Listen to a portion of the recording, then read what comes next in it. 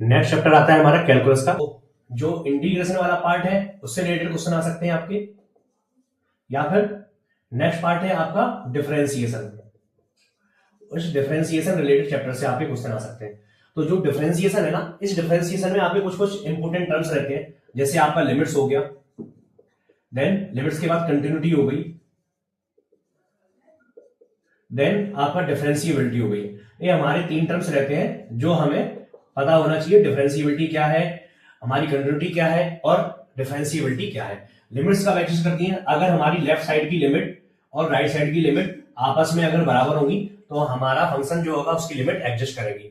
ऐसे ही हमारा कंटिन्यूटी में होता है, अगर लेफ्ट साइड की लिमिट राइट साइड की लिमिट और आपस में, और लेफ्ट साइड की लिमिट राइट साइड की लिमिट दोनों बराबर है और साथ में जो वैल्यू है वो उस फंक्शन की उस पॉइंट में जो भी वैल्यू है उसके बराबर में होती है, तो हमारी कंटिन्यूटी एग्जिस्ट करती है। नेक्स्ट आता है हमारा डिफरेंशिएबिलिटी। डिफरेंशिएबिलिटी क्या होता है? जो लेफ्ट साइड का डेरिवेटिव है और राइट हैंड साइड का डेरिवेटिव है, अगर दोनों आपस में बराबर होते हैं, लेफ्ट हैंड साइड का डेरिवेटिव और राइट हैंड साइड का डेरिवेटिव अगर आपस में बराबर होगा तो हमारा फंक्शन क्या कहलाएगा?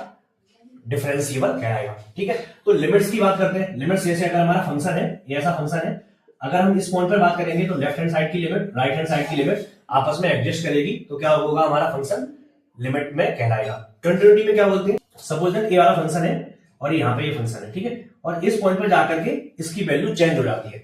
तो अगर हम देखें लिमिट में लेफ्ट हैंड साइड की लिमिट राइट हैंड साइड की लिमिट आपस में बराबर है क्या? नहीं है, तो इसकी लिमिट एग्जिस्ट करेगी? नहीं करेगी।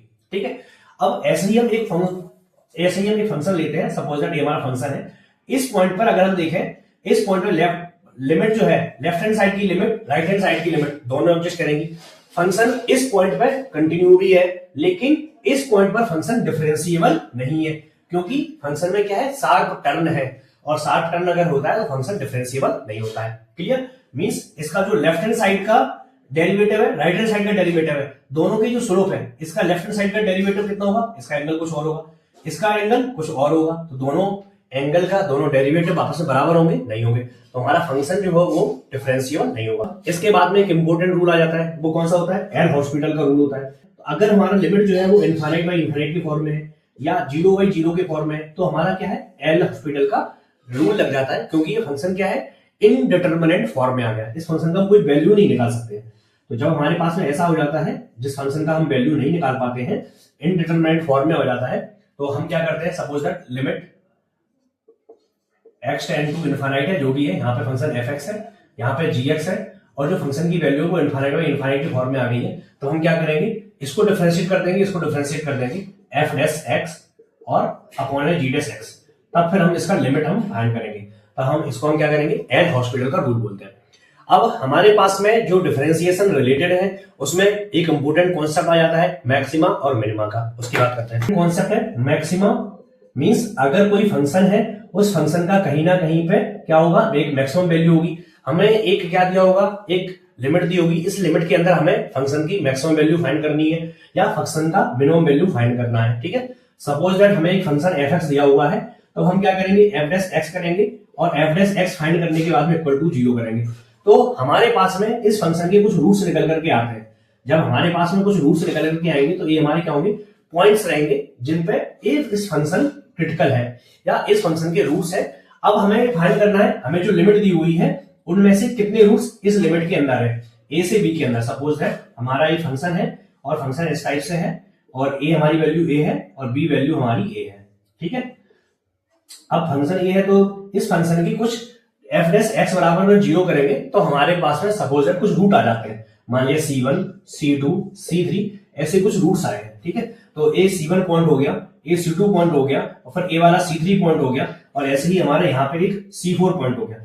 लेकिन अब हमारे जो रीजन है a से b के बीच में हमारे कौन कौन से पॉइंट जो है अंडर कंसीडरेशन रहेंगे? एक a वाला पॉइंट और एक a वाला पॉइंट। बाकी इस पॉइंट और इस पॉइंट से हमें कोई मतलब नहीं रहेगा। क्लियर? तो हमें किस रीजन के अंदर निकालना है वो भी हमारे लिए जरूरी है। अब जब हमने f डैश x बराबर 0 करके कुछ रूट्स फाइंड कर लिए हैं, अब हमें क्या करना पड़ेगा? f double dash x calculate करना पड़ेगा। जब हमारे पास में f डबल डैश x बराबर में 0 करेंगे तब f डबल डैश x आ जाएगा। अब f डबल डैश x में हम a वैल्यू पुट करेंगे, कौन कौन सी? जो हमने रूट्स निकाले हुए c1 c2 c3, जब इनकी वैल्यू हम पुट करेंगे तो हमारे पास में इसका कुछ आंसर आएगा। अगर f डबल डैश x में अगर हम ये रूट्स रखेंगे और इसकी वैल्यू जो है वो 0 से छोटी है, तब हमारा क्या होगा, मैक्सिमा होगा, और अगर 0 से बड़ी है तब मिनिमा होगा, और इक्वल टू में 0 है तो हमारा क्या होगा, वो सैडल पॉइंट होगा। क्लियर। अब हम इनकी बात करते हैं, मैक्सिमा मिनिमा की बात कैसे है। सपोज दैट ये हमारा फंक्शन है, ये क्या है, F dash x mean slope, F dash x क्या हो गया, F double dash x, slope में भी चेंज। ठीक है। अब सपोज दैट हमारा एक अंडरस्टैंडिंग के लिए बता रहा हूं, हमारा ये फंक्शन है, यहाँ पे स्लोप ए है, फिर यहाँ पे स्लोप ए है, फिर यहाँ पे स्लोप ए है, फिर यहाँ पे आगे स्लोप कितना है, इसका एंगल कितना है, थीटा है, इसका एंगल थीटा है, इसका एंगल थीटा है, इसका भी एंगल थीटा है, यहाँ पे आगे एंगल कितना हो गया, 0 हो गया। तो यहाँ पे जो स्लोप होता है, स्लोप क्या बराबर में होता है, टेन थीटा बराबर में होता है। अब टेन थीटा, थीटा की वैल्यू क्या हो जा रही है, कम होती चली जा रही, कम होती चली, कम होती जा रही, तो थीटा क्या है, डिक्रीजिंग ट्रेंड में है, डिक्रीजिंग ट्रेंड में। तो टेन थीटा बराबर में क्या होता है, स्लोप होता है, dx अपॉन dt या जो भी है, क्या होता है, स्लोप होता है। स्लोप का जो ट्रेंड है, स्लोप भी क्या है, डिक्रीजिंग ट्रेंड में है। अगर डिक्रीजिंग ट्रेंड में है तो स्लोप में भी चेंज क्या है, डिक्रीजिंग ट्रेंड में है, तो क्या होगा हमारा, 0 से छोटा आ रहा है स्लोप में चेंज, तो क्या होगा, मैक्सिमम होगा, इस पॉइंट पे हमारा मैक्सिमम होगा। क्लियर। ऐसे ही जस्ट अपोजिट हमारा मिनिमम होगा। क्लियर। ये हमारे किसके लिए होगा, जो फंक्शन है उसके लिए हमने कैलकुलेट कर लिया। ठीक है। अब हम बात करते हैं डिफरेंशिएशन में इंपोर्टेंट एक थ्योरम के बारे में, जो है हमारा मीन वैल्यू थ्योरम्स। ठीक है।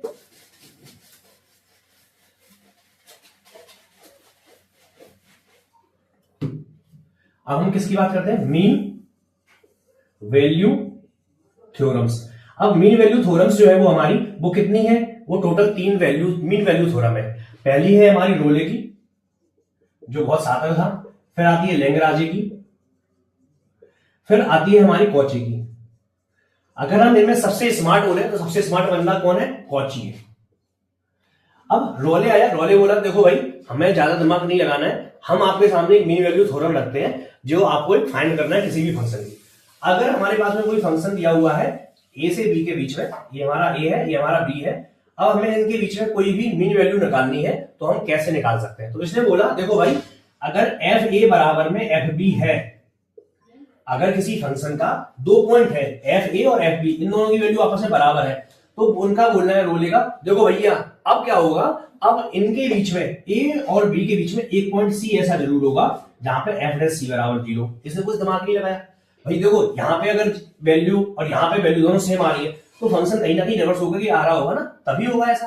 तो यहाँ पे इस पॉइंट पे क्या होगा, इस पॉइंट पे, इस सी पॉइंट पे क्या होगा, स्लोप क्या होगा, 0 होगा। ठीक है। तो ये रोले का बोलना था। क्लियर। अब लैग्रांजे आए, लैग्रांजे बोले देखो भाई तुमने तो बहुत सिंपल किया, अब मैं थोड़ा कंफ्यूजिंग करता हूं। इन्होंने बोला कि अगर हमारी कोई भी वैल्यू है एफ ए और एफ बी है, ठीक है, अब इनके बीच में एक पॉइंट एडजस्ट करेगा जहां पर एफ डैश सी बराबर में क्या होगा, F B minus F A upon B minus A, means दोनों पॉइंट, इस पॉइंट पे, इन पॉइंट पे जो भी स्लोप आएगा वो एक बीच में कहीं ना कहीं पॉइंट होगा जो इसके स्लोप के बराबर होगा। लैग्रांजे की थ्योरम थोड़ी अच्छी थी तो ये सबको पसंद आई, लैग्रांजे ने थोड़ा दिमाग ज्यादा लगाया। फिर कॉची बोले कि देखो भैया तुम हमारे प्रोफेसर हो, हम तुम्हारे प्रोफेसर हैं, अब तुम हमें अपनी थ्योरम दे दो। तो लैग्रांजे ने मना किया, तो फिर क्या हुआ, फिर कोची बोला कि देखो भाई देखो हमें तुम्हारी थ्योरम चाहिए भाई, तुम पास कैसे करोगे, पहले तो हमारे पास आएगी ना थ्योरम।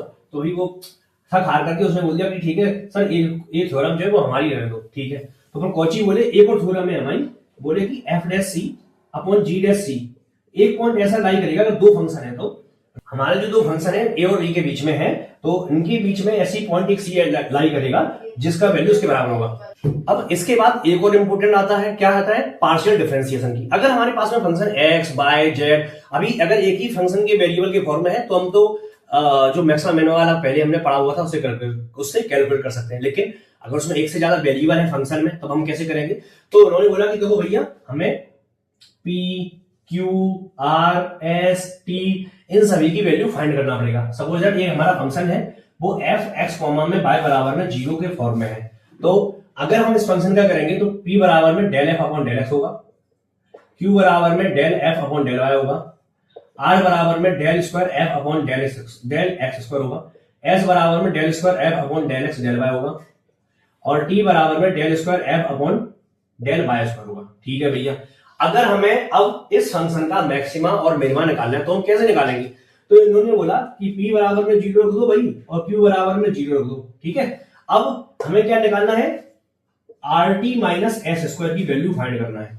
अब RT माइनस एस स्क्वायर की वैल्यू फाइंड करना है। अगर इसकी वैल्यू 0 से बड़ी है, अगर इसकी वैल्यू क्या है 0 से बड़ी है, ये तो कंडीशन है ही, साथ साथ में R ग्रेटर देन 0 है तो हमारा क्या होगा, मिनिमा होगा।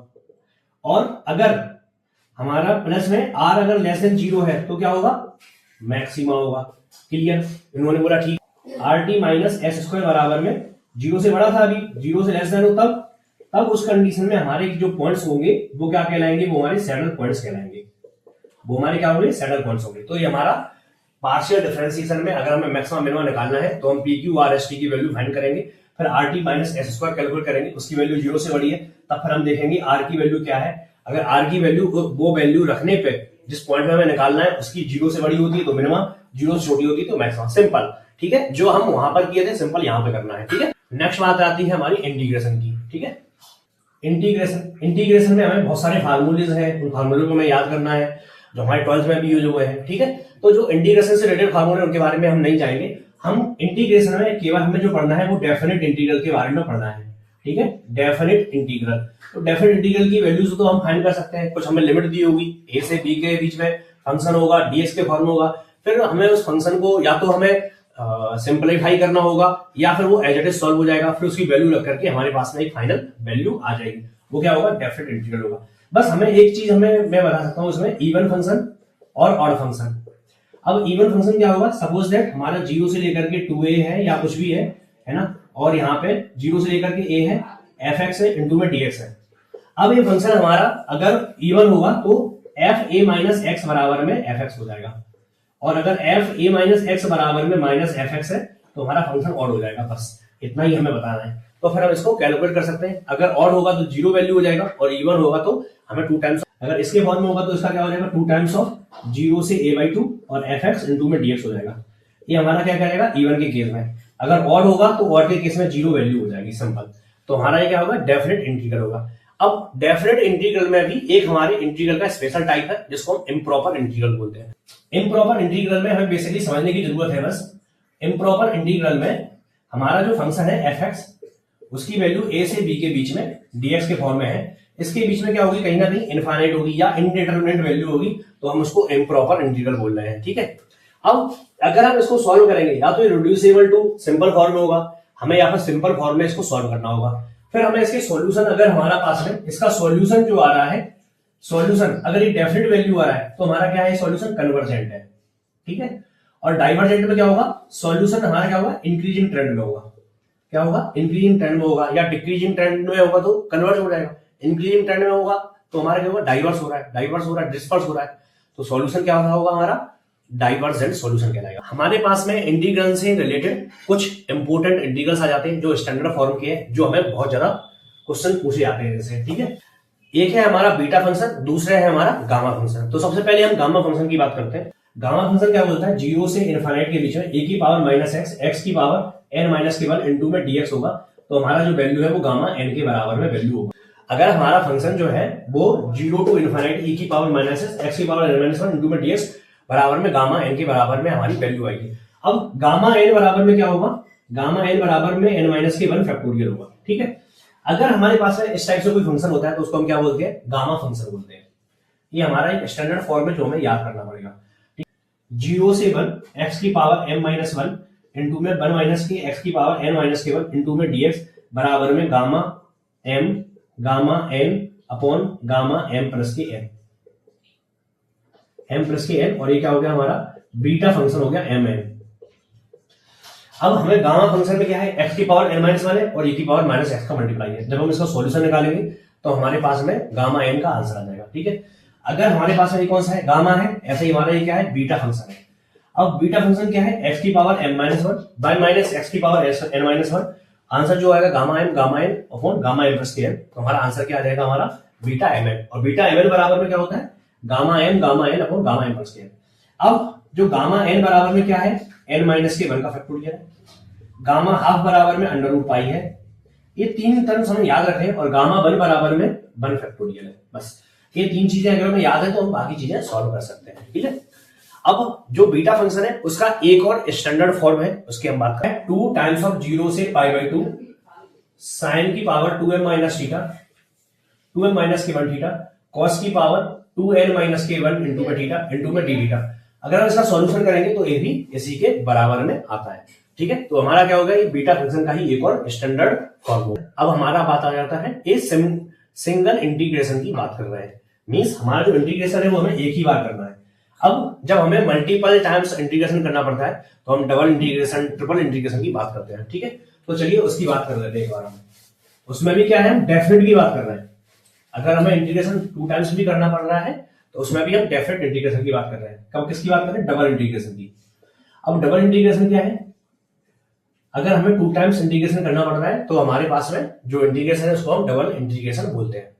इसमें इंपॉर्टेंट चीजें हमारे पास में 2 आ जाती हैं। एक हमारे पास में आ जाता है चेंज ऑफ वेरिएबल,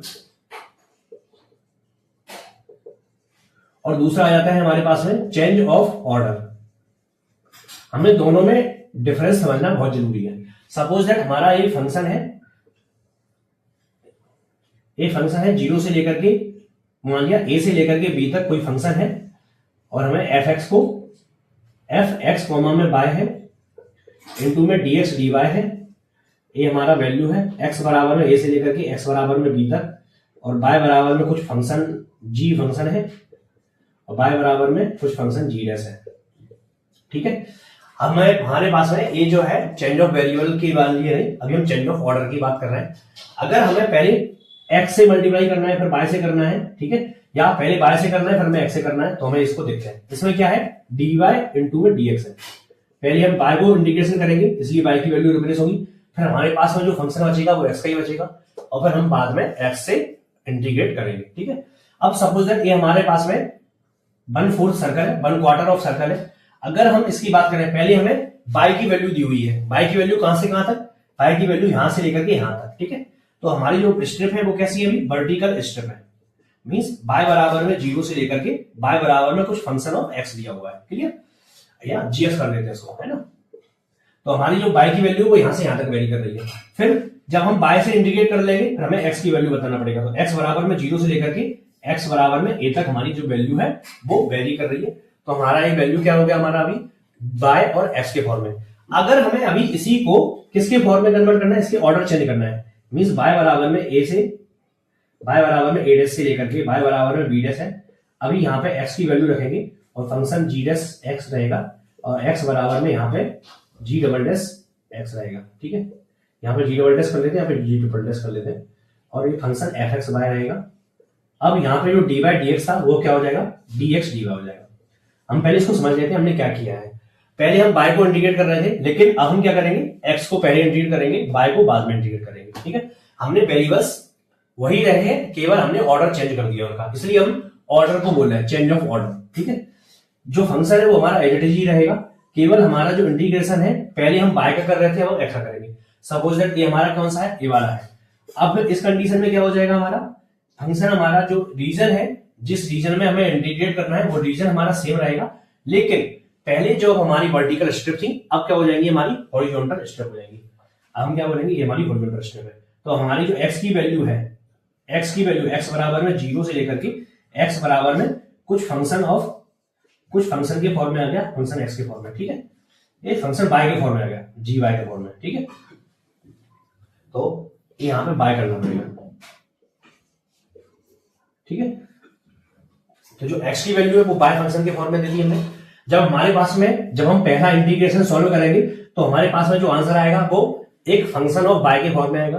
फिर हम y को जब इंटीग्रेट कर देंगे तब फिर हमारे पास में एक कोई डेफिनेट वैल्यू आ जाएगी। तो हमारी पहले वर्टिकल स्ट्रिप थी, अब हमारी कैसी हो गई, हॉरिजॉन्टल स्ट्रिप हो गई। ये हमारा क्या है, चेंज ऑफ ऑर्डर है। नेक्स्ट हमारा इंपोर्टेंट कॉन्सेप्ट आ जाता है चेंज ऑफ वेरिएबल। ठीक है, उसकी हम बात कर लेते हैं एक बार।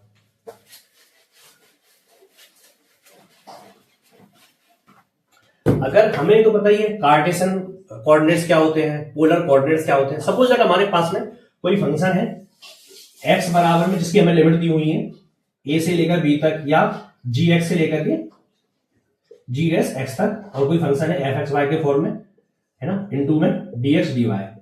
ये हमारा कोई स्टैंडर्ड फॉर्म ऑफ फंक्शन है। लेकिन अभी हमें क्या करना है, अभी हमारे जो फंक्शन है वो कार्टेशियन कोऑर्डिनेट में, लेकिन अब हमें बोला हुआ है कि इसको हमें पोलर कोऑर्डिनेट में कन्वर्ट करना है। ठीक है, या किसी दूसरे वेरिएबल में कन्वर्ट करना है। x बराबर में g इंटू में t और s के फॉर्म में है, ऐसे y बराबर में कोई फंक्शन है g, वो t और s के फॉर्म में कोई दूसरा फंक्शन है, ठीक है। या इसको सिंपल समझने के लिए x बराबर में कोई फंक्शन है, वो r और थीटा का फंक्शन है, ऐसे ही सिमिलरली y बराबर में वो भी फंक्शन क्या है, r और थीटा का कोई इक्वेशन है, ठीक है। अब जब हम इसमें रखेंगे तो हमारा क्या आएगा, इसको अगर हम r थीटा के फॉर्म में कन्वर्ट करेंगे तो यहाँ पे r बराबर में वैल्यू रहेगा, फिर यहाँ पे थीटा बराबर में कुछ वैल्यू रहेगा, r बराबर में कुछ दूसरा फंक्शन रहेगा, ठीक है। अभी हमारे x और y के फॉर्म में था, y बराबर में gx, फिर x बराबर में a। अभी यहाँ पे क्या होगा, r बराबर में कोई फंक्शन रहेगा, वो r थीटा के फॉर्म में रहेगा, और यहाँ पर भी कोई दूसरा फंक्शन थीटा के फॉर्म में रहेगा। अब यहाँ पे जो है थीटा बराबर में कोई एंगल होगा, यहाँ पर भी कोई दूसरा एंगल होगा, ठीक है। अभी हमारा फंक्शन क्या होगा, x y से r थीटा के फंक्शन के फॉर्म में आ गया, तो जो हमारे वेरिएबल्स है वो ही चेंज हो गए, तो हमें क्या करना पड़ेगा, fx y जो है अभी वो क्या हो जाएगा, r और थीटा के फॉर्म में आ जाएगा। हमारा एक नया चीज ऐड हो जाता है, वो है जैकोबियन, और यहाँ पे dr इंटू में dt आ जाएगा। तो जो जैकोबियन है वो क्या है, डिटर्मिनेंट है। किसका डिटर्मिनेंट है, पहले हमारे वेरिएबल क्या थे, x थे, x dx upon del theta, del y upon del r और del y upon del theta. समझ में आया, मींस जो हमारे पहले से वेरिएबल है वो एलिटर रहेंगे, और जो हमारे इनकमिंग वेरिएबल है r और थीटा, उनसे हम इंटीग्रेट कर देंगे, ठीक है। ऐसे ही y हमारा सिंपल रहेगा और r थीटा आ जाएगा। अब हम इस डिटरमिनेंट की जो वैल्यू निकालेंगे वो हमारा जैकोबियन कहलाएगा, और हमारा क्या होगा, चेंज ऑफ वेरिएबल होगा, यहाँ पे जैकोबियन की वैल्यू रख देंगे हम। हो सकता है हमें इससे रिलेटेड क्वेश्चन कैसे पूछे जाए, हमें जैकोबियन वैल्यू फाइंड करने के लिए बोला जाए, ठीक है। अब इसका ऑर्डर 2 टाइम्स भी हो सकता है, 3 टाइम्स। इंटीग्रेशन से रिलेटेड एक और हमारा इंपोर्टेंट कॉन्सेप्ट आ जाता है, वो क्या है, हमें लेंथ निकालना है किसी कर्व की, या हमें किसी भी कर्व का हमें वॉल्यूम या एरिया फाइंड करना है, ठीक है। तो हम लेंथ की बात करेंगे तो हमारे पास में क्या हो जाएगा, जितनी भी हमें लेंथ फाइंड करनी है तो लिमिट होंगी हमारी x1 से लेकर के x2 तक, और हम क्या करेंगे, 1 प्लस के dy अपॉन dx इंटू में स्क्वायर करेंगे, इंटू में dx करेंगे और इसको इंटीग्रेट कर देंगे, सिंपल। तो हमारा जो भी आंसर आएगा वो क्या कहलाएगा, हमारा लेंथ निकालेगा कर्व की x1 से x2 तक, ठीक है। मींस अगर हमारा कोई कर्व ऐसा है, x1 है यहाँ पे और x2 है, इन दोनों के बीच में हमें लेंथ निकालना है, तो हम ऐसे फाइंड कर सकते हैं, ठीक है। ये हमारी क्या होगी, लेंथ हो गई फंक्शन की। अब अगर हमें वॉल्यूम निकालना है या एरिया निकालना है, तो हम क्या करेंगे, एरिया या वॉल्यूम निकालने के लिए हमें जैसे वॉल्यूम निकालना है, इसी को अगर हम x एक्सिस के अराउंड अगर रिवॉल्व करेंगे तो क्या होगा, ठीक है। तो हमारी x की वैल्यू कहां से कहां तक वेरी कर रही है, x बराबर में x1 से लेकर के x बराबर में x2 तक वेरी कर रही है, ठीक है। अब यहाँ पे जो वैल्यू है वो क्या है, y है। हमें इस फंक्शन को रोटेट करना है, तो क्या हो जाएगा, पाई बाय स्क्वायर इंटू में dx। अगर हम पाई बाय स्क्वायर करके इसका वैल्यू निकालेंगे, पाई बाय स्क्वायर, ये बाय स्ट्रिप है, इसको हमने अगर रोटेट कर दिया तो पाई बाय स्क्वायर क्या हो गया, इसका वॉल्यूम हो गया, इसका एरिया हो गया, है ना। और हमने इसको dx से मल्टीप्लाई कर दिया, ये dx है, तो हमारे पास में क्या आ गया, एक वॉल्यूम आ गया, और इसी को अगर हम इंटीग्रेट कर देंगे तो हमारा आंसर आ जाएगा, वॉल्यूम आ जाएगा, अगर इस कर्व को हम x एक्सिस के अराउंड रोटेट करेंगे, ठीक है, क्लियर। तो हमारा कैलकुलस में इंटीग्रेशन कैलकुलस, डिफरेंशिएशन कैलकुलस दोनों ही हमारी कंप्लीट